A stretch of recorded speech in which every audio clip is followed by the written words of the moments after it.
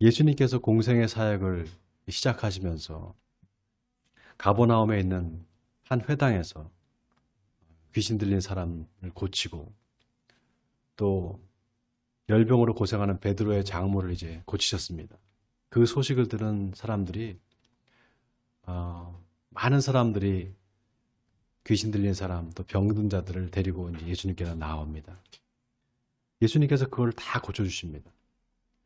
자, 그리고 오늘 본문 35절에 새벽 아직도 밝기 전에 예수께서 일어나 한적한 곳으로 가서 거기서 기도하시더니 이렇게 마가가 기록을 하고 있습니다.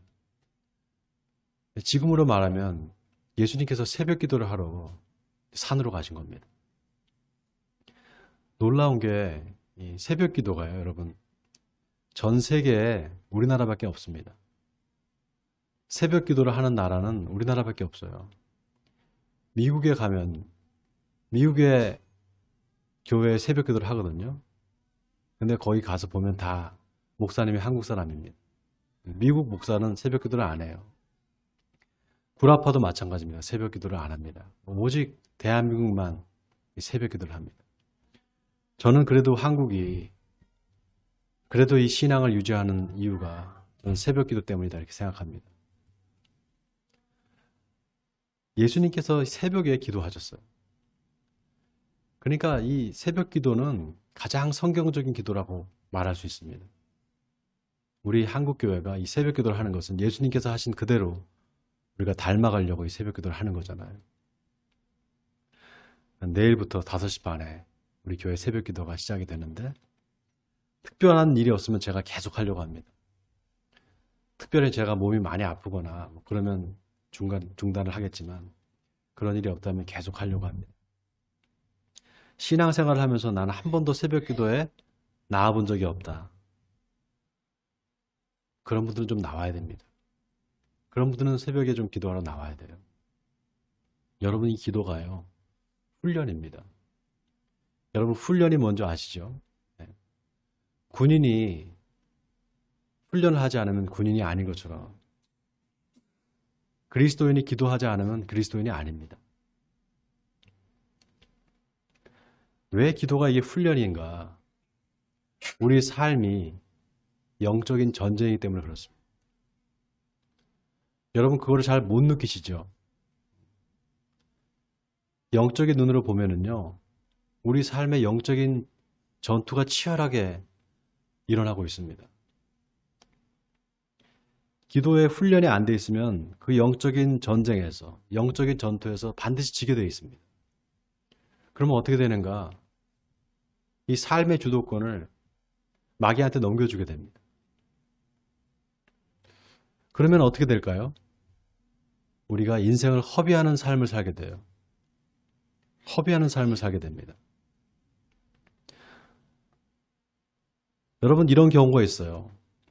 어떤 사람을 만나는데 그 사람이 좋은 사람인 줄 알았는데 나중에 알고 보니까 사기꾼인 거예요.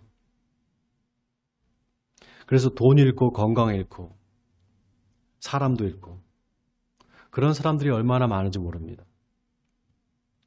그때 내가 왜 기도하지 않았을까? 그때 내가 왜 하나님께 물어보지 않았을까? 왜 내 마음대로 결정했을까? 후회하는 사람 제 주변에 참 많이 있습니다. 여러분, 기도해야 됩니다. 물어봐야 됩니다. 많은 사람들이 기도를 자신의 소원을 하나님께 아뢰는 것으로 그렇게 생각합니다. 그래서 교회에 와서 기도하라 그러면 하나님, 나 이걸 원합니다. 이거 주세요. 이렇게 기도를 많이 합니다. 근데 그런 사람은 하나는 알고 둘은 모르는 사람이에요. 여러분, 기도는 먼저 하나님께 묻는 겁니다. 하나님께 묻는 겁니다. 소원을 아뢰는 것은 그 다음이에요. 뭘 묻느냐? 하나님의 뜻을 묻는 겁니다. 여러분, 아멘입니까? 하나님의 뜻을 묻는 거예요. 여러분, 하나님이 여러분의 기도를 들으신다는 거 믿으세요? 정말 믿으십니까? 이 믿음이 없으면 기도가 안 됩니다. 내 기도를 하나님께서 들어주신다. 이 믿음이 없으면 기도를 못 해요. 그래서 기도는 아무나 하는 게 아닙니다. 믿음이 있어야 기도하는 거예요. 아이고, 목사님, 저는 기도할 게 없습니다. 저는 너무 평안해서 기도할 게 없습니다. 그런 분이 있어요? 있으면 그런 분은 믿음이 아예 없는 분이거나 아니면 굉장히 이기적인 사람입니다. 그런 사람의 기도는요, 하나님이 몇 번은 들어줘요. 몇 번은 들어줍니다. 그런데 그 다음부터는 안 들어줍니다. 들어줄 필요가 없습니다. 들어주면 뭐 하겠어요? 하나님이 기도를 10개를 들어줬어요. 10개를 들어줬는데 하나님이 원하는 소원 하나를 안 들어줘요. 그럼 하나님께서 그 사람 기도를 들어줄 이유가 있을까요? 이유가 없는 겁니다. 그러니까 안 들어주죠? 그러니까 점점 기도가 재미가 없어져요. 기도 응답이 안 되니까. 그럼 점점 안 하게 됩니다. 대부분의 사람들의 믿음이 거기에 머물게 돼요. 대부분 사람들이 그렇습니다. 아주 이기적이고 기회주의적인 믿음이에요. 여러분, 하나님의 뜻이 뭔지를 묻는 게 그게 기도입니다. 그게 기도의 본질이에요. 그러니 기도할 게 없는 게 아니라 기도할 게 너무 많은 거예요. 생각해보면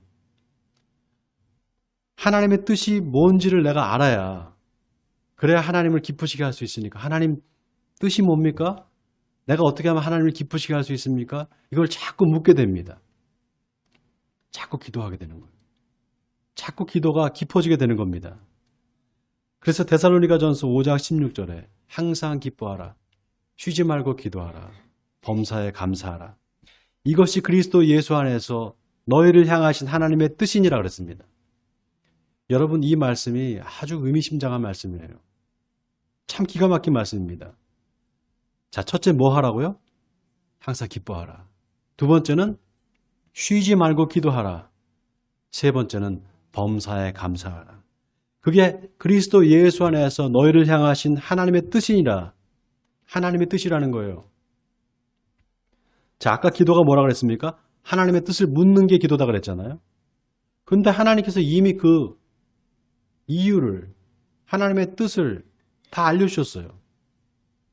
항상 기뻐하는 거, 쉬지 말고 기도하는 거, 범사에 감사하는 거, 그게 하나님의 뜻이라는 거예요.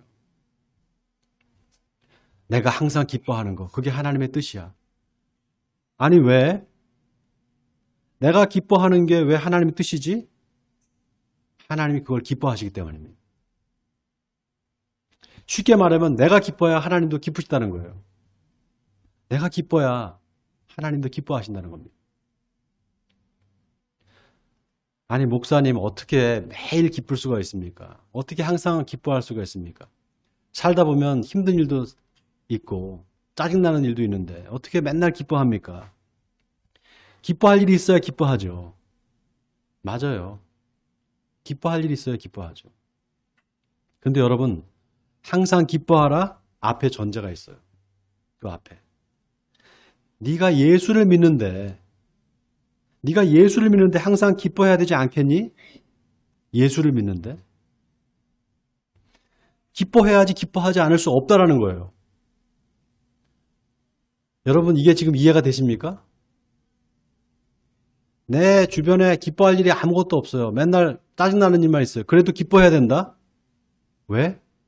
예수 믿으니까. 왜냐? 예수님이 영원한 생명이거든요. 예수를 믿는다는 건 그래서 영원한 생명을 내가 얻은 거예요. 영원한 생명을 얻는데 더 뭘 기대할 게 있겠습니까? 더 뭘 바랄 게 있어요? 그냥 기뻐해야 되는 거예요. 늘 기뻐해야 되는 겁니다.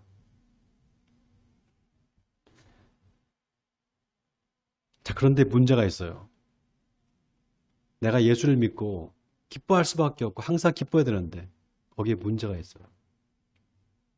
그게 뭐냐? 우리가 사는 이 세상에 악이 있다는 겁니다. 우리가 사는 세상에 악이 존재하고 있어요. 내가 어떻게 할 수 없는 악이 있습니다.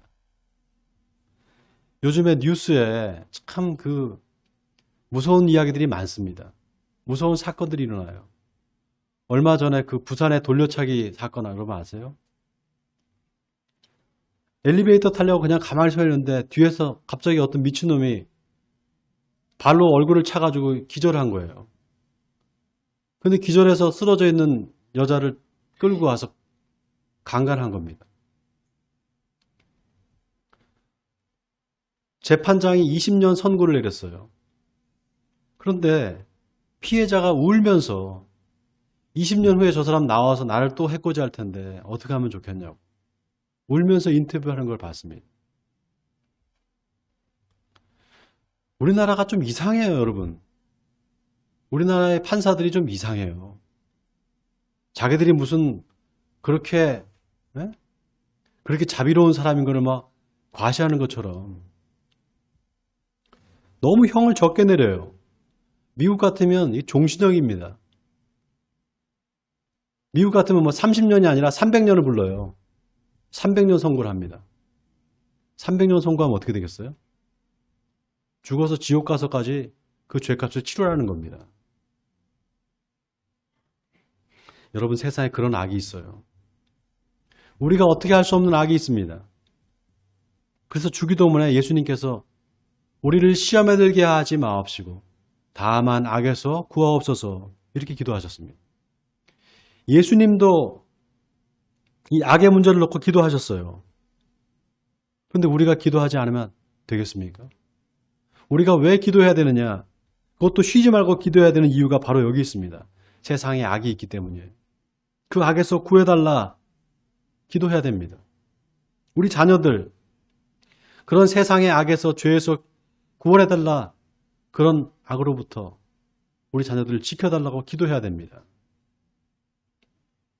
자, 오늘 본문에 예수님이 새벽에 한적한 곳으로 가서 혼자 하나님께 기도하셨습니다. 베드로와 제자들이 예수님을 쫓아와서 주님, 모든 사람들이 주님을 다 찾고 있습니다. 이렇게 말합니다. 여기에는 베드로가 어떤 의도를 갖고 말한 겁니다. 지금 사람들이 예수님을 다 찾고 있어요. 지금 예수님이 이제 세상에 드러내실 때가 된 겁니다. 이제 예수님 앞으로 유명해지실 겁니다. 그러니 빨리 나오세요. 이 뉘앙스가 있는 거예요. 근데 예수님께서 뭐라고 하십니까? 오늘 본문 38절을 우리 다 같이 읽어보겠습니다. 한 목소리 읽겠습니다. 시작. 이르시되 우리가 다른 마을로 가자. 거기서도 전도하리니 내가 이를 위하여 왔노라 하시고. 자, 여기 내가 이를 위하여 왔노라. 이를 위해서 왔다. 뭘 위해서 왔다는 겁니까? 전도하기 위해서 왔다는 거예요. 전도하기 위해서. 여기 전도라는 말이 영어 성경에는 preach입니다. preach. preach. 설교예요, 설교. preaching, 설교하답니다. 그러니까 예수님께서 세상에 오신 목적이 뭐냐? 설교하러 왔다는 겁니다. 여러분, 설교가 뭡니까? 하나님의 말씀을 전하는 게 설교죠. 더 정확하게 말하면요, 하나님의 말씀을 해석하는 겁니다. 하나님의 말씀을 전한다는 말과 하나님의 말씀을 해석한다는 말이 차이가 있습니다. 여러분, 이 해석이라는 말이 아주 의미심장한 말이에요. 인생을 살아가면서 겪는 여러 가지 희노애락을 하나님의 말씀에 비춰서 해석해주는 일, 이게 바로 설교입니다. 왜 나한테 이런 일이 일어났을까? 아, 하나님의 말씀을 들어보니까 이제 알겠네. 내가 그전에는 몰랐는데 하나님의 말씀을 들어보니까, 설교를 들어보니까 이제 그 뜻을 알겠네. 아, 그래서 내가 고난을 겪었었구나. 깨닫게 되는 거, 바로 설교를 통해서 깨닫게 되는 겁니다. 예수님이 그 일을 하신 거예요. 세상에 오셔서. 전도가 바로 그 뜻입니다. 여러분, 인생의 모든 문제의 해답이 성경 안에 있어요. 아멘입니까? 인생의 모든 문제의 해답이 성경 안에 있어요. 자, 그럼 보세요. 예수님이 병을 고치고 귀신을 쫓아내셨어요. 왜 그런 겁니까? 목적이 뭐였을까요? 바로 전도하기 위해서예요. 다시 말해서 하나님의 말씀을 해석하기 위해서입니다. 왜 해석합니까? 네가 그런 고난을 겪고 있지만 지금 하나님이 너와 함께 계시고 네 삶에 역사하고 계신다. 그러니 용기를 내라. 바로 그겁니다. 예수님의 설교에, 예수님의 전도의 핵심은 바로 거기 있었습니다. 하나님이 지금 너와 함께 하신다는 겁니다. 뭐 교회 다녀라 그래야 천국 간다. 그런 종교적인 멘트가 아니에요. 우리 삶의 역사하시는 하나님을 전하는 거, 그게 바로 전도입니다. 재미있는 게 여러분, 전도라는 말이 한자어예요. 전할 전자에 길도자입니다. 길을 전한다는 거예요. 그래서인지 복음서를 보면 예수님이 항상 제자들과 함께 길을 떠나세요. 갈릴리서부터 사마리아로 또 유다와 예루살렘까지 걸어서 계속 여행을 하십니다. 한 군데 가만히 안 계세요. 계속 돌아다니셨어요. 그래서 어느 신학자는 예수님을 길 위의 예수라고 표현했습니다. 길 위의 예수. 예수님은 항상 길 위에 계셨고 가는 곳마다 하나님의 복음을 전하셨습니다. 그런 의미에서 우리가 예수를 믿는다는 것은 예수님과 함께 길을 가는 것과 같습니다. 그런데 여러분, 이게요, 내가 어디를 막 가는데 예수님이 나를 쫓아오는 게 아니라요, 예수님이 가러 가시는데 내가 예수님을 쫓아가는 겁니다. 근데 많은 사람들이 반대로 생각해요. 내가 신앙생활을 한다는 것은 내가 어떤 길을 가고 있고 예수님이 내 옆에서 같이 쫓아오고 같이 옆에 있는 거, 그렇게 생각을 합니다. 여러분, 아니에요. 내가 길을 가는 게 아니라 예수님이 걸어가시는 길에 내가 따라가는 겁니다. 그게 신앙생활이에요. 왜냐? 예수님께서 누구든지 나를 따르려거든 자기를 부인하고 자기 십자가를 지고 나를 따를 것이니라, 그렇게 말씀하셨기 때문입니다. 그런 의미에서 예수님이 왜 새벽에 혼자 기도하러 가셨나? 이제 조금 이해가 되지 않습니까? 사람들이 예수님을 찾아와요. 왜 찾았을까요? 병 고쳐주고 귀신 쫓아주니까. 저 사람이라면은 나를 도와줄 수 있어. 내 문제를 해결해 줄 수 있어. 저 사람이야, 바로. 저 사람을 붙잡아야 돼. 그리고 쫓아온 겁니다. 그 목적은 아주 자기중심적이고 이기적인 거예요. 예수님을 쫓아가지만 실은 내가 내 마음대로 가면서 예수님, 나를 쫓아와요, 이렇게 말하는 것과 같은 거예요. 여러분, 그런데 그런 사람들한테 예수님이 끌려가지 않아요. 절대로 끌려가지 않습니다. 그럴 때마다 예수님은 피하셨어요. 그런 사람들이 쫓아올 때마다. 그리고 하나님과 1대1의 만남을 가졌습니다. 그럴 때마다. 자, 그러면 이제 예수님이 혼자서 한적한 곳에서 기도하셨다는데 뭘 기도하셨을까? 어떻게 기도하셨을까? 그게 궁금해지죠? 뭐라고 기도하셨길래 제자들이 왔을 때 다른 마을들로 가자, 우리가 거기서도 전도하리니 내가 이를 위하여 왔노라, 이 말을 했을까요? 여러분, 기도의 목적이 뭐라 그랬습니까? 우리가 기도하는 이유가 뭐라 그랬습니까?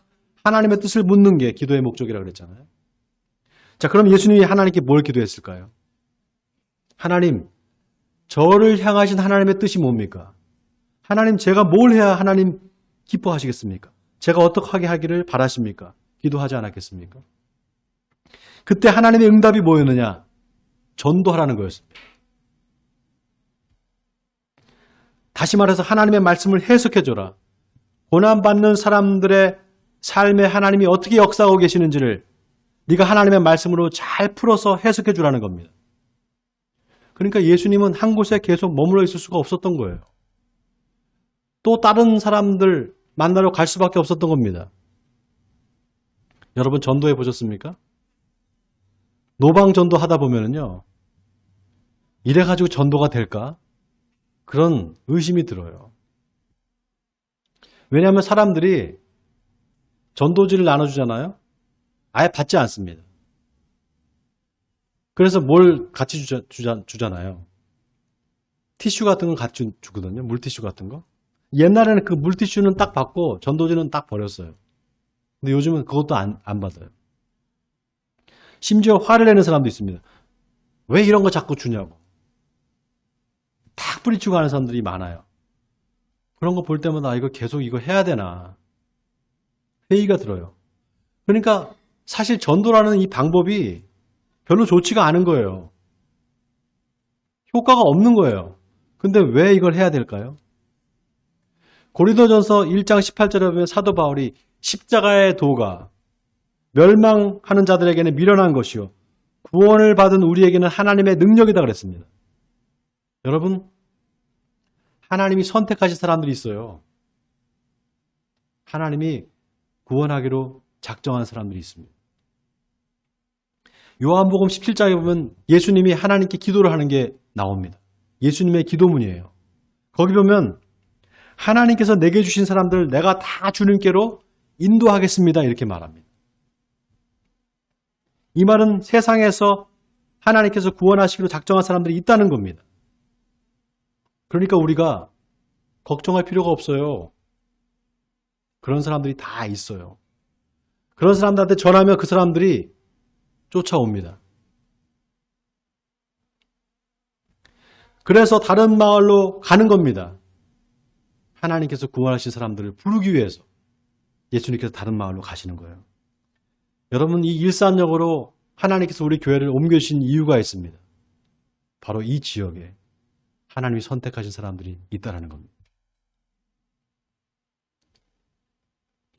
또 하나, 바울이 하나님께서는 전도에 미련한 것으로 믿는 자들을 구원하시기를 기뻐하셨다 이렇게 말했습니다. 고린도전서 1장 20절에 이렇게 말하고 있어요. 하나님께서 전도에 미련한 것으로 믿는 자들을 구원하시기를 기뻐하셨도다. 전도에 미련한 것으로 구원하시기를 기뻐하셨다. 이 말이 무슨 말입니까? 한마디로 말하면 전도가 미련한 것이다 이 말이에요. 아니 그럼 더 효과적인 방법은 없는 건가? 있습니다. 하나님이 전능하신 분인데 다른 방법이 없겠어요?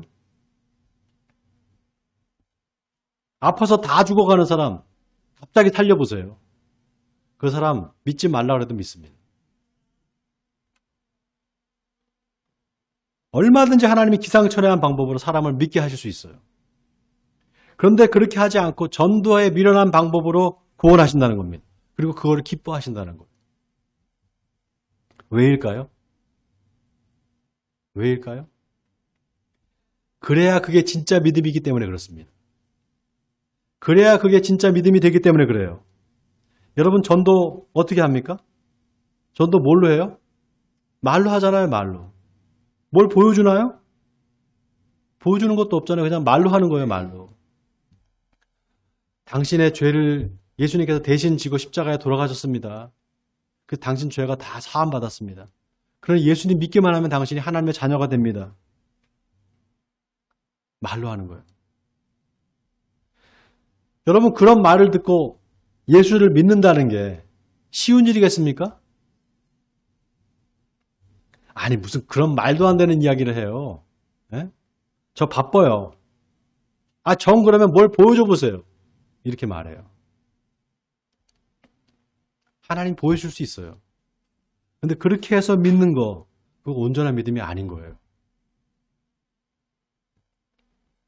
여러분 예수님의 공생의 첫 시작이 어떻게 되는지 아십니까? 가버나움의 회당에서 하나님의 말씀을 가르치시는 걸로 시작돼요. 먼저 기적을 일으키지 않으셨어요. 먼저 표적을 보여주지 않으셨어요. 먼저는 말씀이었습니다. 먼저 설교부터 시작하셨어요.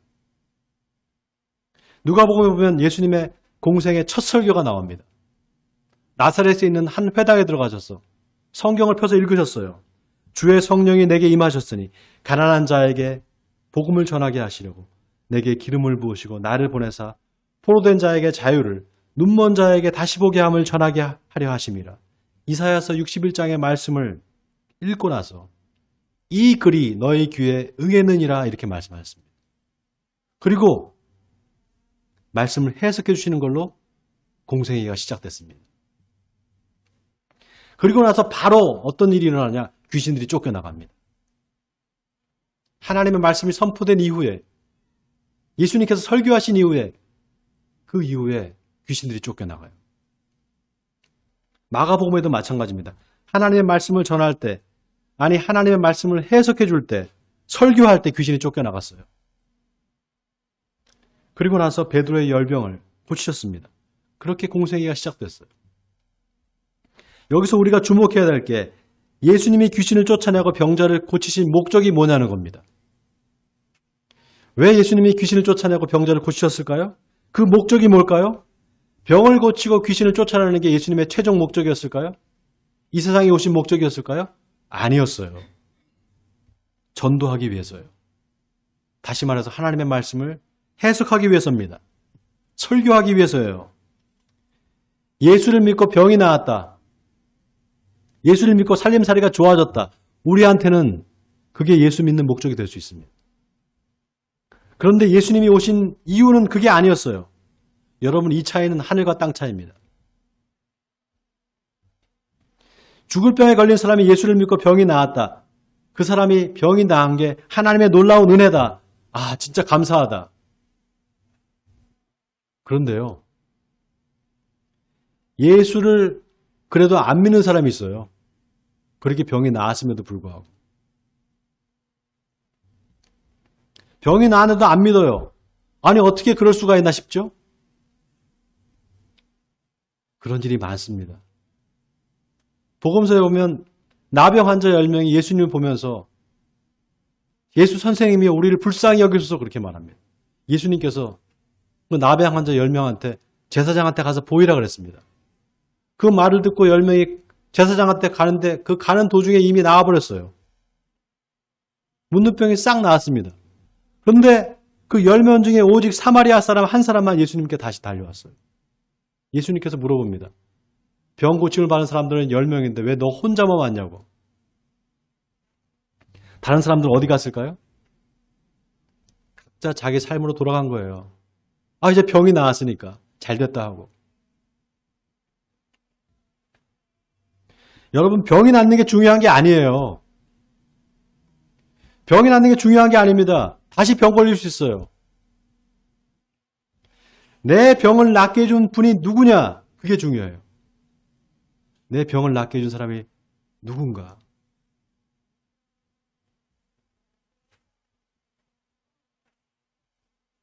그게 중요합니다. 병이 나아도 예수를 안 믿을 수 있어요. 그래서 저는 예수님이 새벽에 혼자 기도하신 목적이 전도하기 위해서라고 생각합니다. 왜인 줄 아십니까? 하나님을 믿지 않는 사람들 속에 역사하는 영이 있어요. 그냥 안 믿는 게 아니에요. 이유가 있는 거예요. 그 사람 안에 역사하는 영이 있어요. 바로 불순종의 영입니다. 마귀의 영이고 사탄의 영이에요. 마태복음에 보면 예수님이 없을 때 어떤 사람이 제자들한테 자기 아들이 귀신 들었다고 하면서 귀신을 쫓아내달라고 옵니다. 근데 제자들이 아무리 해도 귀신이 쫓겨나가진 않는 거예요. 나중에 제자들이 물어봅니다. 예수님한테. 왜 우리는 귀신을 쫓아내지 못했습니까? 예수님께서 하신 말씀이 있어요. 기도 외에는 이런 것들이 나갈 수 없느니라. 우리가 전도하기 전에 기도해야 되는 이유가 바로 여기 있습니다. 기도해야 돼. 먼저 불순종의 영을 쫓아내야지만 그 사람 예수 믿을 수가 있습니다. 그러기 위해서는 기도해야 돼요. 오늘 본문 39절에 이에 온 갈릴리에 다니시며 그들의 회당에서 전도하시고 또 귀신을 쫓으시더라 그랬습니다. 예수님 왜 기도하셨나? 바로 이 불순종의 영들을 쫓아내기 위해서예요. 그래서 어떤 사람이 전도를 잘하는 사람인가? 기도하는 사람이 전도를 잘합니다. 하나님, 저 사람한테 붙어있는 저 불순종의 영을 좀 쫓아내 주시옵소서. 기도할 때 하나님께서 역사하시는 거예요. 여러분, 하나님의 뜻은 이미 정해져 있습니다. 예수님께서 제자들에게 하신 말씀에 다 들어있어요. 오직 성령이 너에게 임하시면 너희가 권능을 받고 온 유대와 사마리아 땅까지 이르러 내 증인이 되리라. 너희는 모든 민족으로 제자를 삼아 아버지와 아들과 성령의 이름으로 세례를 주고 내가 너희에게 분부한 모든 것을 가르쳐 지키게 하라. 볼지어다 세상 끝날까지 내가 너희와 항상 함께 있으리라. 여러분, 전도를 100명, 200명 하는 사람이 있습니다. 한 사람이 100명, 200명씩 하는 사람이 있어요. 그 사람들 보면 어떻게 저렇게 전도를 많이 할까 싶죠? 근데 사실 그 사람이 전도하는 게 아니에요. 그 사람의 능력이 있어서 하는 게 아닙니다. 그 사람 안에 성령이 하시는 거예요. 그러니까 전도 어떻게 하지 두려워할 게 없습니다. 주님께서 하시는 거예요. 여러분 그냥 주님이 하시도록 내어드리기만 하면 됩니다. 지금까지 나는 한 사람도 전도를 못했다. 지금 신앙생활 한 10년 했는데 한 사람도 전도를 못했다. 그럴 수 있어요. 부끄러운 일은 아닙니다. 왜냐? 마귀의 역사거든요. 전도하려고 할 때 마귀의 역사하는 거예요. 전도가 어려워요. 쉽지 않습니다. 한 영혼 인도하는 게 얼마나 어려운지 몰라요. 부끄러운 일이 아니에요. 그런데 나는 한 번도 지금까지 전도를 시도해 본 적도 없다. 이건 부끄러운 일입니다. 이건 하나님 앞에서 부끄러운 일이에요. 여러분 예수를 믿으면 반드시 전도를 하게 돼 있어요. 전도를 분명히 하게 돼 있습니다. 왜냐? 그 사람한테 성령이 계시거든요. 그래서 내가 구원받은 사람인가 아닌가 전도하면 알 수 있어요.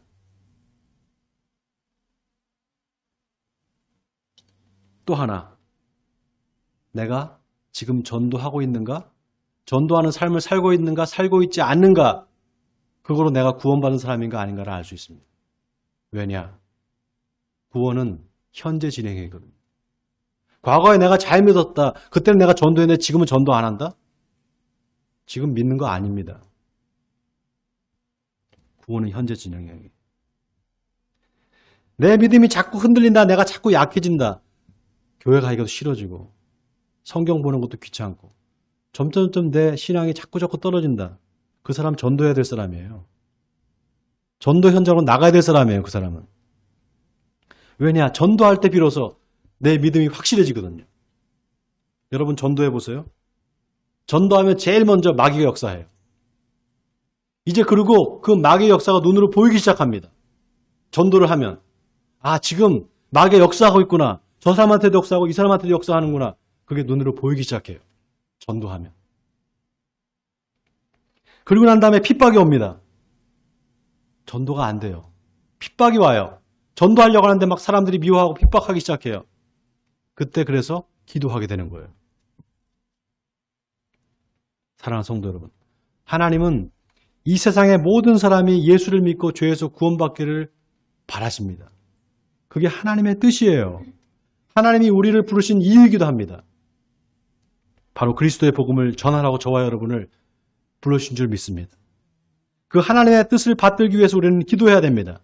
왜냐하면 기도는 음부의 세력을 깨트리고 사망의 결박을 풀어주는 가장 강력한 무기이기 때문에 그렇습니다.